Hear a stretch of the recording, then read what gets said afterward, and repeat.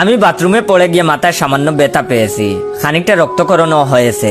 Dressing করাতে বাসার কাছে ফার্মেসিতে এসেছি। এসে দেখি ফার্মেসির কাশফুল কর্নারে এলাকার একজন আঙ্কেল বসে আছেন। প্রত্যেকটা মহল্লায় একজন নিষ্কর্মা লোক থাকেন, যাদের কাজ হচ্ছে মহল্লার গুরুত্বপূর্ণ পয়েন্টে বসে মানুষের দৈনন্দিন কাজকর্মে বাম হাত ঢুকানো। তেমনি একজন আমাদের মহল্লার এই আঙ্কেল আমাকে দেখে ডাক দিলেন, কি খবর জয়? আমি বললাম, এই তো চলছে আঙ্কেল। তখন তিনি বললেন, আরে তোমার কপালে কি হয়েছে? আমি তখন বললাম, বাথরুমে পড়ে ব্যথা পাইছি আঙ্কেল।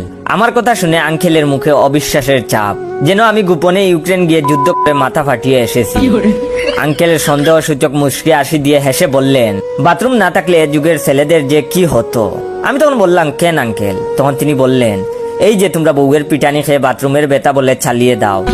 তখন আমি বললাম, না না আঙ্কেল, বিশ্বাস করেন সত্যি সত্যি বাথরুমে পড়ে গেছিলাম।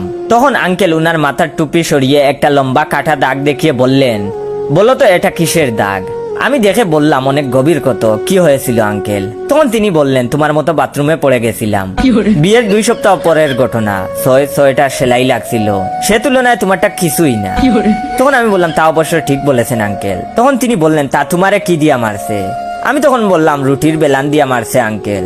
তখন তিনি বললেন, বাইচা গেছো? আমারে দিছিল খুন্তি দিয়া, গুরুতর জখম। চাইলে 326 দ্বারায় মামলা করতে পারতাম, কিন্তু কারো কাছে কিছু বলি নাই। বন্ধু বান্ধব জিগাইলে কইতাম বাথরুমে পড়ে ব্যথা পাইছি। আমি তখন বললাম, থাক আঙ্কেল, বাদ দেন। তখন তিনি বললেন, চলো তোমার চিকিৎসার ব্যবস্থা করি।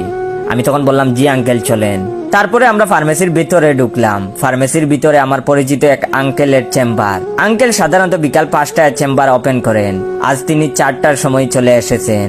চেম্বারে রুগীর ভিড়ভাট্টা নাই, শুধু একজন মধ্যবয়স্ক লোক কপালে হাত দিয়ে বিরস বদনে বসে আছে। আমি তাকে জিজ্ঞেস করলাম, আপনার কি হয়েছে ভাই? তখন তিনি বললেন, বাথরুমে পড়ে কপালে কেটে গেছে ভাই। আমি তখন বললাম, আহারে, আপনিও বাথরুমের পেশেন্ট? আসসালামু আলাইকুম রহমতুল্লাহ। ভিডিওটা শেষ করার আগে আপনাদের কাছ থেকে একটু সময় নিয়ে নিচ্ছি। আপনারা দয়া করে ভাইয়ের রিয়েল পেজ ইওর জয়কে ফলো দিয়ে রাখবেন। এন্ড রিয়েল পেজ থেকে ভিডিওটা দেখতে পেলে সবাই বেশি বেশি করে শেয়ার করে দিয়ে দিবেন, যাতে করে আপনার শেয়ারে অন্যরা ভাইয়ের রিয়েল পেজটা পায়।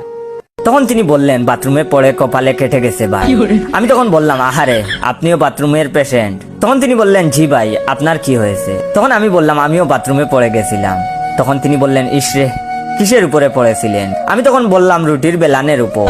তখন তিনি বললেন, খুব ডেঞ্জারাস। আমি তখন বললাম, ভাই, আপনি কিসের উপর পড়েছিলেন? তখন তিনি বললেন, ডাল গুটনির উপর। তার কিছুক্ষণ পর আঙ্কেলের চেম্বারের সুন্দরী অ্যাসিস্ট্যান্ট নরমাতে আমার মাথায় ব্যান্ডেজ বেঁধে দিচ্ছে। পাশেই ডক্টর আঙ্কেল বিষণ্ণ মনে বসে আছেন। আঙ্কেলের কপালে লালচে কালো দাগ। আমি বিনীতভাবে আঙ্কেলকে বললাম, আঙ্কেল, আপনার কপালে কি হয়েছে? তখন তিনি বললেন, আর বলো না, সকালে